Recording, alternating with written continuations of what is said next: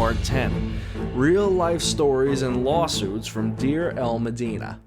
This is the 10th and final video in my Laws of Ancient Egypt series. Everything that we've covered in the last 9 videos is about to come to life thanks to records from a little worker village called Deir Medina. For this portion of the series, I rely very heavily on a book, or 2 books I should say, by Andrea McDowell. She is a law professor and historian. The first book she wrote was on jurisdiction in the law, meaning, different subject areas covered by different judges, who gets to handle what. And the second is on daily village life for ancient Egyptians. And if you want additional information on how daily life worked, including things like poetry, music, how they did laundry, I highly recommend that you pick up one of her books. So far, we've proceeded chronologically. Currently, we're in the New Kingdom in the 20th dynasty during the reign of Ramses III, who dealt with the infamous harem conspiracy, and he also dealt with, what's interestingly, the first union strike in history, or I guess the first labor strike. Here's the story. It's clear that the invasion of the Sea Peoples, combined with a glutton trade, some harvest issues, maybe a famine, and a smattering of other unfortunate events, all of which congealed into a massive tidal wave of civilizational collapse during the reigns of Merneptah and Ramses III, took its toll on the Egyptian economy, and most importantly, the Egyptian people, your everyday person who we really haven't had a chance to talk about yet in the last 10 or so videos. The days of plenty, by this time, were gone. We have here what looks to be a supply crunch. Yeah, you remember the pyramid builders in the 3rd and 4th dynasties, and that the Old Kingdom collapsed after the 6th dynasty, and then you had a few hundred years of chaos? In that chaos, the pyramids were nearly all looted. That's why you don't find mummies in the pyramids, because all the stuff was stolen, not in the 1800s, but way back then.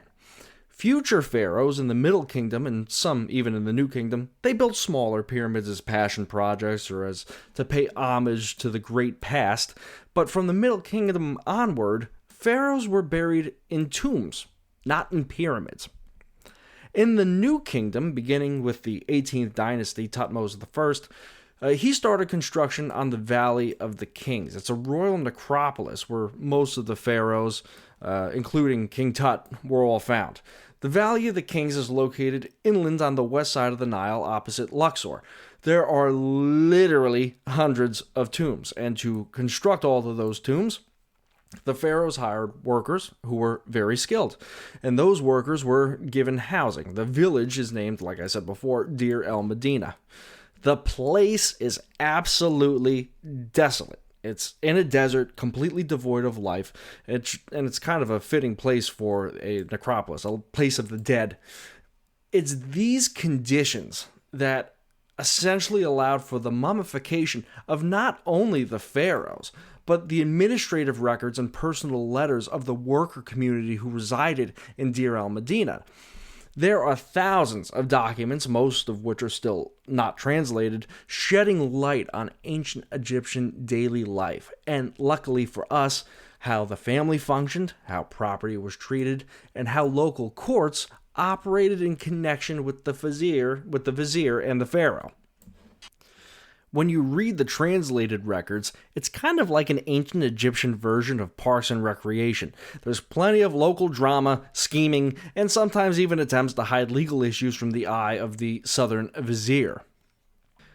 The people who worked there were more than just skilled workers. They were paid very well, but they were also highly literate. That's why we have so many letters. And they also recorded the events that led up to the first strike in history. In the early reign of Ramses III, the workers in the village, they wrote about incursions of Libyans who surrounded Thebes and the area of the Valley of the Kings. Their work continued, but they were obviously scared. When the foreign threat was eventually lifted, there was economic trouble left in its wake. There were times that the pharaoh in Thebes just couldn't pay them, and at the time their pay consisted of food, drink, fuel, cloth, etc. Again, pre-coinage society here. In the 29th year of Ramses III, the workers complained of hunger and being shorted their rations. This went on well into Ramses' 30th year, at which point the workers had had enough. They started striking, with references made to taking up torches at night and occupying temple complexes in a sort of peaceful protest. Very kumbaya. The pharaoh did eventually pay up because, after all, these workers are the ones working on his tomb, and it's a good thing that he relented because then he was killed in the Harem conspiracy a short time later. However, by the time Ramses IV took over, the intermittent payments had resumed, evidencing a societal decline that would eventually spell the end of Egyptian Bronze Age civilization. That is the story of the first organized labor strike in history. Labor strikes are macro politics, though, or macroeconomics. What I want to look at is the many records of the village itself and how quirky it was, because it was very quirky. I left off in the last video talking about how it seems the larger government structure of Egypt, meaning the vizier, the high-level government officials, etc., abandoned Mot in a legal sense, but not a religious sense, after the reign of Akhenaten. I said, perhaps to the ire of some, that the abandonment was either a symptom of a slow collapse, or maybe what caused the slow collapse, representative of the erosion of ideals that made Egypt what it was. One of the most striking things that I noticed when I was looking at these translations, this small community might have appreciated Mot as a figure of justice just as it was done during the Old and Middle Kingdoms, or it's possible that they were just paying Mot lip service. One of the first writings that we have is something that reads like an introductory ritual to a hearing, mentioning Mot in a sort of Pledge of Allegiance sort of way. It was very formulaic. Does it mean something deeper? I'm not sure. Regardless to the extent to which Mot was considered a legal aspiration or jurisprudential aspiration, the community had a rather unique way of solving problems. The most peculiar method is trial by oracle, the equivalent of a trial by magic 8-ball. Used mainly in property disputes, the oracle functioned like this. You have the image of one of the gods carried on a litter, sort of a raised platform with a seat or a table on it. Scribes from the local court, as well as sometimes scribes sent by the vizier, would show up and take notes for official records. Priests, who were really just members of the community, maybe with one or two outsiders, would hoist the oracle into the air. The oracle would then be asked questions like, "Does Rahotep own this house?" If the answer was yes, the oracle would move forward. If the answer was no, the oracle would move backwards. What this really means in practice is that the priests, who were, the party's neighbors and co-workers, were really just operating on their own suspicions and would make the oracle do whatever they really thought was going on after hearing rumors or whatever. A few videos ago, I said that property was really the issue for the vizier, who kept all the records in a great hall for access during trials. They had prescribed trial periods, hearing schedules, etc.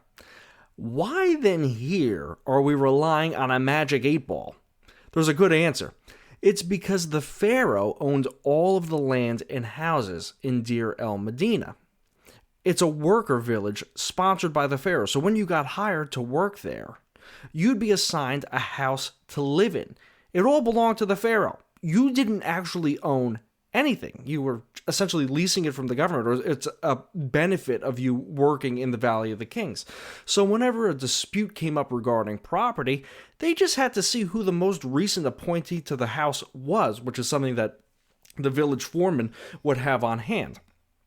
The most common dispute you would have regarding property is when children wanted their parents' jobs, or they wanted their house. Remember that jobs in ancient Egypt were hereditary for the most part. These are skilled laborers, so it's a little different. Sometimes the children of the workers, even if they weren't as skilled, would try to get a job working in the Valley of the Kings just like their parents had, and two, take over the parents' household, where they probably grew up. They grew up in the Valley of the Kings, they want to stay there, they want to work there, they want to live in the same house.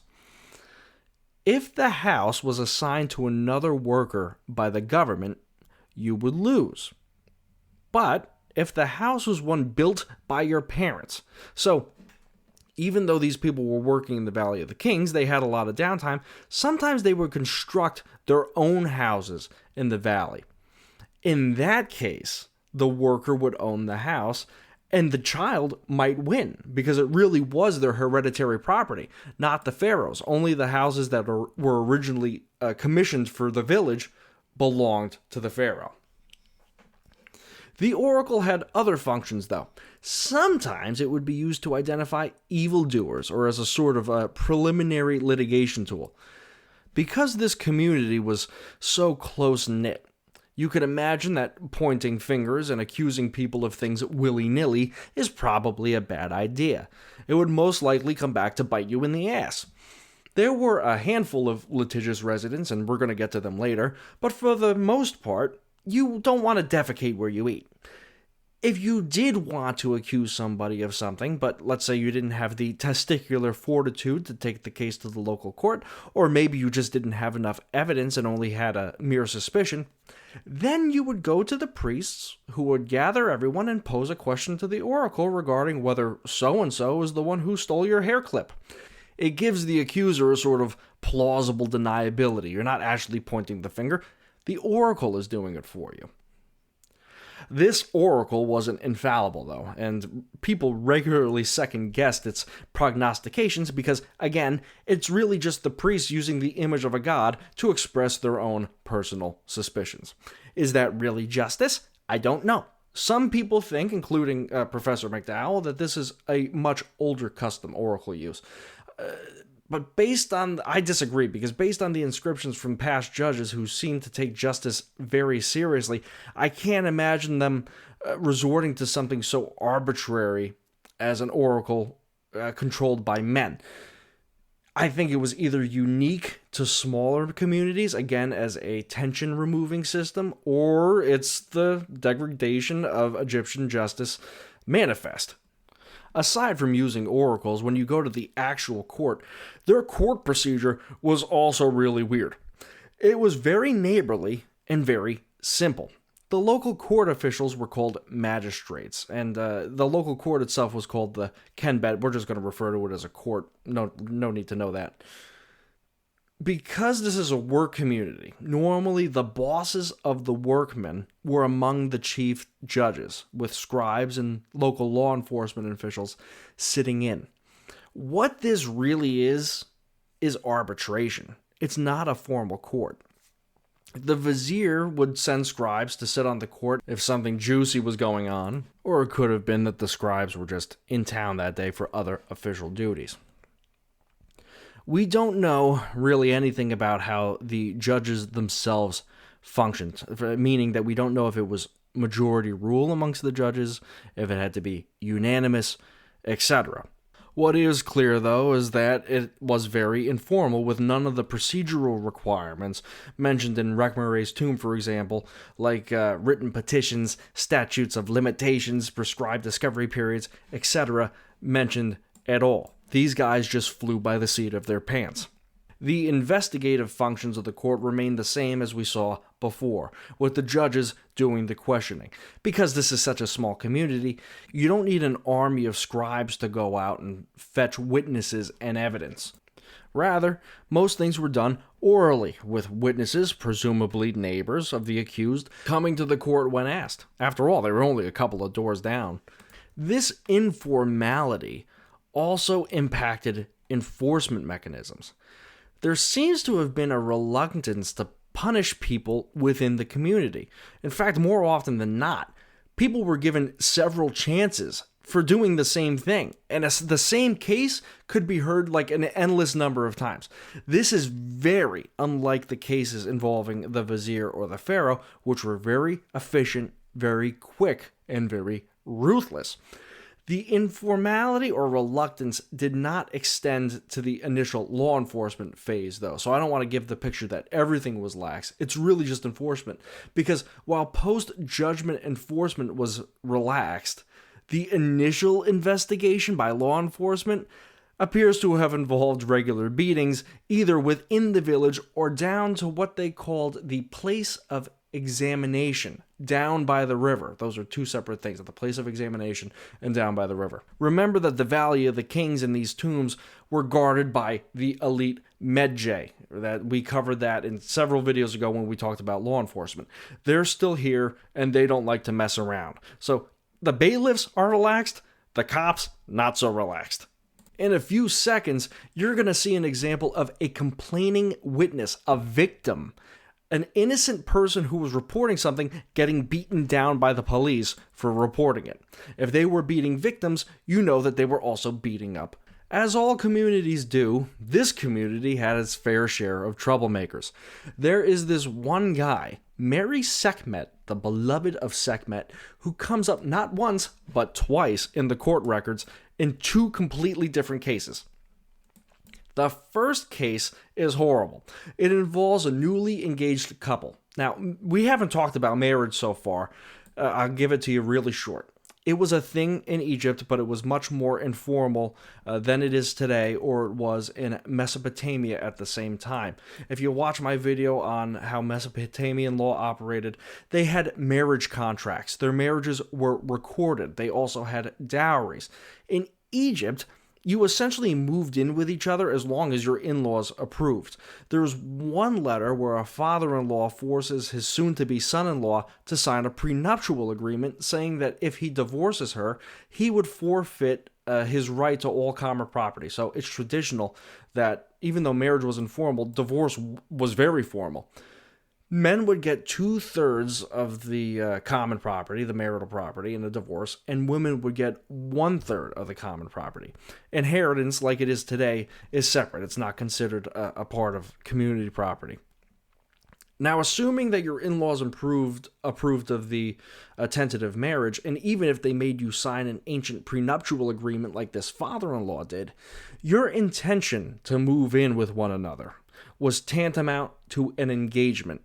So here we have a newly engaged couple, two people who would like to move in with one another and eventually get married, so to speak. The groom was said to be of modest means, as was the woman.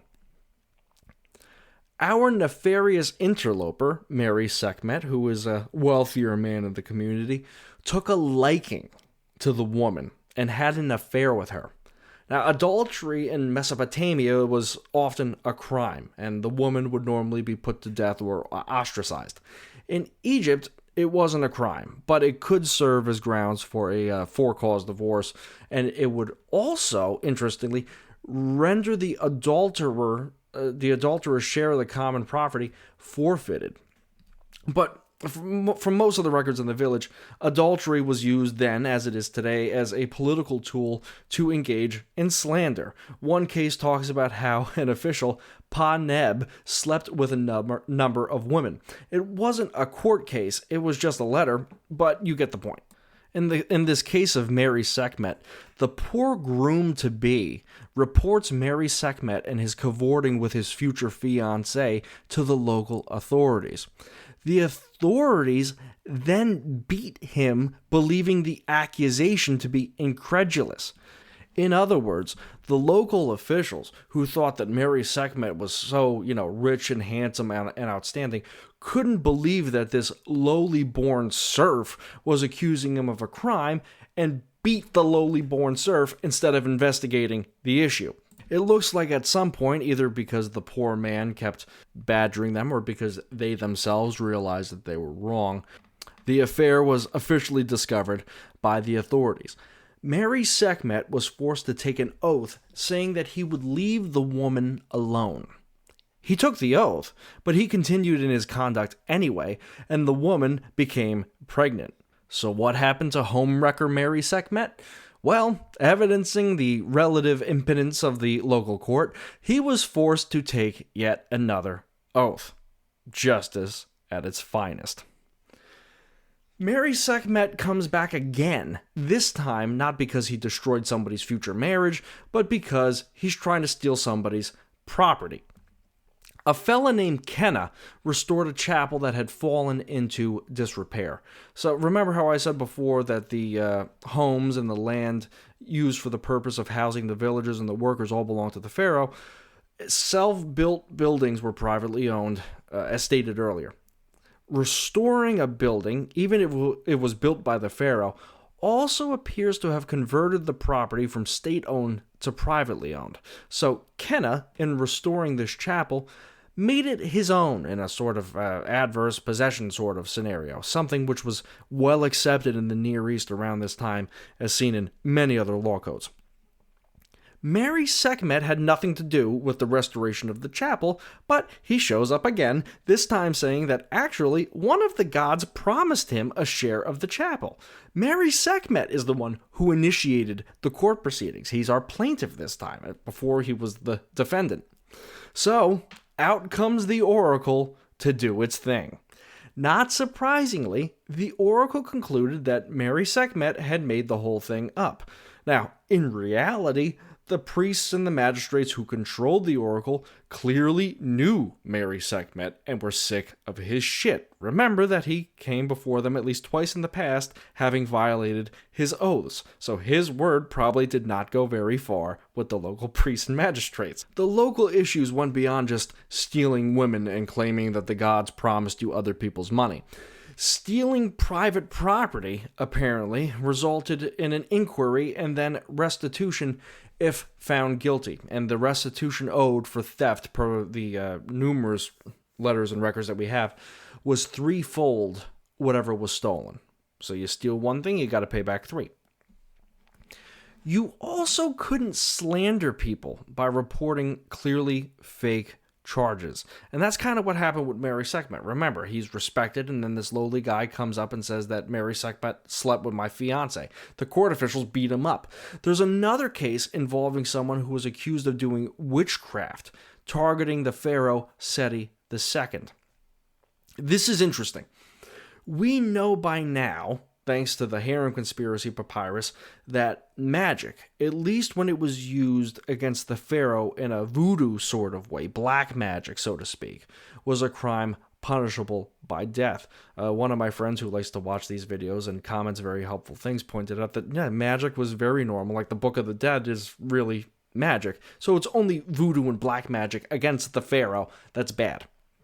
So we have this individual accused of doing voodoo magic against Seti II in Deir Medina. But curiously, the local court heard it when it should have been heard by the vizier. Why? The best guess is that they didn't want the state officials to hear this case, and they tried to sweep it under the rug. They probably suspected that it was, in fact, slander, meaning that it didn't actually happen. But if the vizier's office got involved, it would draw a lot of unwanted attention to the village. It's notable that they did not interrogate the man who was accused of doing black magic. Instead, they interrogated the accuser and got them to withdraw their accusations. Crisis averted, I guess. Now, the local courts, this Kenbet, this little village assembly of magistrates, did not normally deal with crimes. Theft and resulting restitutions were actually considered civil offenses, which is why they heard them. Criminal evidence from the village is very scanty because criminal matters were handled by the vizier. Now, that's not to say that no crimes took place in Deir Medina. No. Quite to the contrary. As with any tight-knit community, there were scuffles, and, after people drank too much or said something that they weren't supposed to, there were actually two references we have for forced punishment as a punishment, forced labor for punishment for assault. We know that from a few videos ago that, yes, Egyptians could be sentenced to a probationary term of forced labor for doing something. The first instance that we have here in Deir Medina involved someone who hit someone else over the head with some sort of implement causing a grave injury. The second curiously involves a police officer who had done something bad and was sentenced himself to do forced labor because he got caught and he needed to be held accountable for his official misconduct.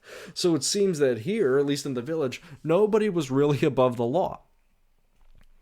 Now, while theft from a private person was a civil offense, or a tort as it's called, and it would be heard by the local court, The main thing to remember is that the vizier and the pharaoh handled cases that touched the church or the state, not the private person, which is why the local courts handled local thefts, local assaults, etc. But when the theft or the assault involved the gods or the pharaoh, and remember, this village is essentially all state property, the local court would then conduct the initial investigation with the scribes of the vizier present. But then, after the initial hearing, where the facts are all brought out, the case would get kicked up to the vizier, and the vizier takes over the case, presumably for trial and then for sentencing. We have two cases of theft that involve state property. They both come from the complaining witness. So this means that now it's going to go to the vizier's office. It's a big deal. You can't just brush it under the rug or give it back or pay threefold whatever it is that you stole. You're in big trouble now. The complaining witness in both cases was named Nefer. He accused one person of stealing a copper chisel. We have the abridged version of the prosecution from the village, focusing mainly on the end stage of the village-level litigation. The accused, a woman, took an oath denying the theft, but the investigators found the chisel buried beneath her house. Because she had lied under oath, she was called a great false one, worthy of death. The religious perjury being the most abhorrent thing, not the theft itself. If it was just stealing, she would have to give back 3 chisels and then probably would have received a beating, but now she's invoked and insulted the gods. So now she's in big trouble. Her case is going up to the vizier. In the second example, we have a good look into the initial litigation process, the thing that we're missing from the case involving the woman. Nefer II had to submit an oath in this case, saying that the accusation of theft of 3 copper chisels committed by a man was true, and that he could supply witnesses to corroborate it under threat of perjury himself. So it looks like they have punishments again, because this is essentially slander. You can't be slandering people, so you better be able to back it up. Otherwise, you're going to be in trouble. Nefer took the oath. Then the burden shifted to the accused. The accused took an oath saying he did not do it. The court left off by saying that if it turns out he did do it, like the woman, he would be subject to some great punishment. The case was then kicked up to the vizier's office for further handling. So as you could see, even the court in its normal posture is very relaxed when it's dealing with members of its own community. But when the vizier's scribes were in town, things got much more formal.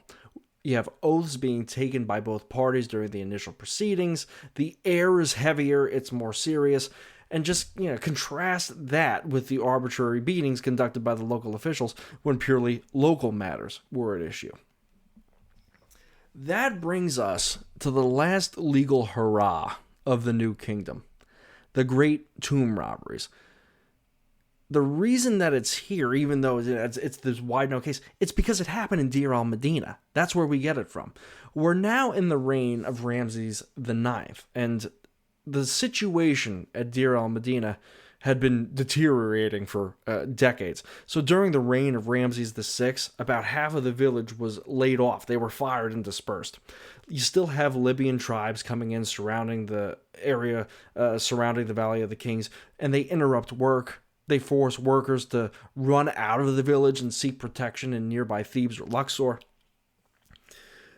Those who continued to work there, despite the layoffs and despite the interruptions by invaders, they were often not paid on time or adequately.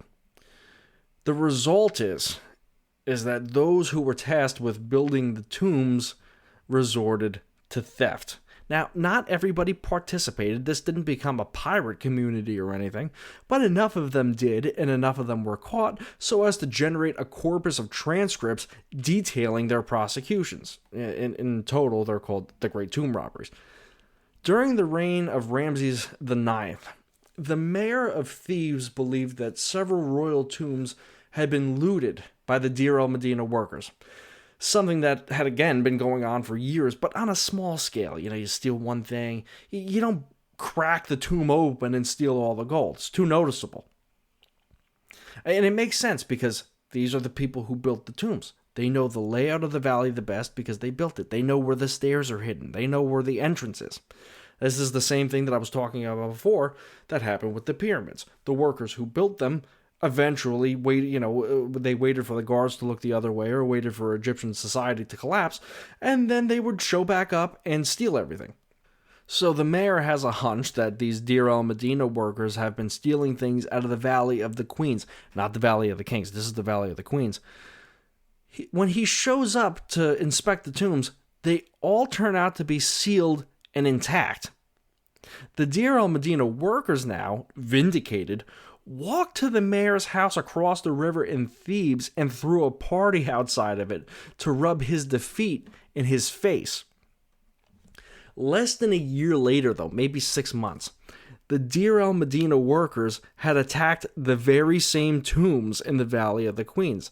Is it possible that the mayor acted prematurely and had merely gotten insider information about their intent to rob the Valley of the Queens? Maybe he was just too early. Maybe he misheard it. That's what it looks like to me. Or maybe the Deir el-Medina workers thought that the mayor was discredited and that nobody would ever believe him after his prior embarrassment. Whatever the case, though, this time, the royal queen's tombs were found smashed and open upon inspection by the government authorities. The workers responsible were interrogated, and at least one of them, this is always how it works, even in RICO prosecutions to this day, low-level gang prosecutions on like a county level, one of them squealed like a pig and exposed the entire planning process and everybody else involved. So time goes on, those people got prosecuted, they got in trouble, probably got killed. But the economic problems still aren't letting up. Egypt is still declining, policing is becoming more lax, you still have foreign invaders. The workers at Deir el-Medina become absolutely freaking brazen and transform petty looting into a full-on criminal enterprise. Now they start attacking the Valley of the Kings, not just the Valley of the Queens, and in one instance looted the tomb of Ramses VI in a sort of poetic retribution for laying off half of their predecessors. To cover their tracks, they snuffed out the weakest co-conspirator, a child, to stop him from telling on them. We found that out later, so these people who robbed Ramses VI's tomb got caught. Again, one of them probably squealed like a pig, and once the other people were interrogated, they said, yes, we had a little kid with us. We were afraid that he was going to tell on us, and so we killed him. After those robberies, the Ramessids essentially lose control over the necropolis. Looting is rampant. Several of the tombs are noted to have graffiti in them by the time of Ramses IX. It's just a mess. And again, if the looters were caught, they would be punished one by one.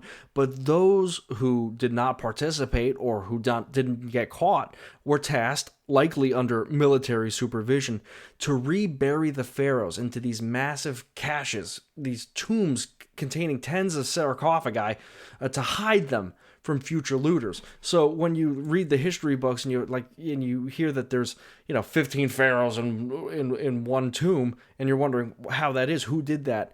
It was the Deir el-Medina workers to hide them from other Deir el-Medina workers. Some of these caches were very successful because most of the mummies that we have today from the Valley of the Kings were reburied by these workers. So that was the time of Ramses IX. You go on to Ramses X and Ramses XI. Bronze Age Egypt at this point is essentially doing a death rattle. There's not much left. It's collapsing. So let's talk about now where we've been and how we ended up here. I submit to you that from a religious jurisprudential perspective, the Egyptian legal system lost what made it great after the time of Akhenaten.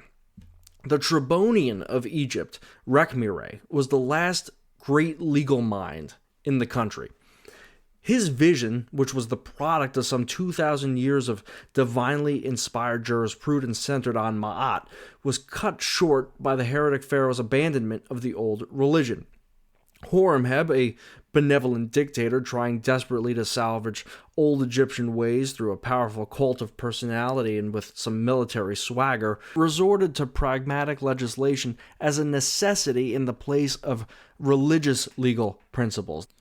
The reascendant hereditary priesthood of Amun never allowed the religious legal philosophy to return to its original state, and instead supplanted the worship of Ma'at with its own for, purely political reasons.